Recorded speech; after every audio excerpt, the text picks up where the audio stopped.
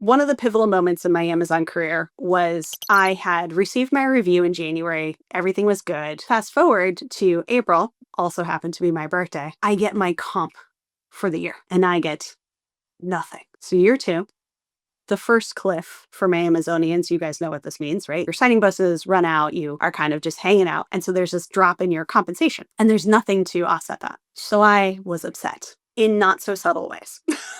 And I mentioned it to my manager, and we wound up in an argument about whether or not this was fair or reasonable. Ultimately, the conversation led to the next day HR being brought in to talk to me about how I should manage things like this and the rest of it. But the short and the long of it was I had a decision to make about whether or not I was going to let this compensation scenario chase me out of a company and out of a role I really loved, or if it was worth sticking it out. The sticking it out or leaving conundrum that I think so many Amazonians face on a regular basis is really heartbreaking for me. And I, in that moment, decided to stick it out. There was always a piece of me that said, was that the right decision? Have I actually learned and grown and progressed enough to make that hit for comp for the year and that kind of humiliating experience, frankly, worth it? And for a long time, the answer to that question was yes. And then at a certain point, the answer to that question became no.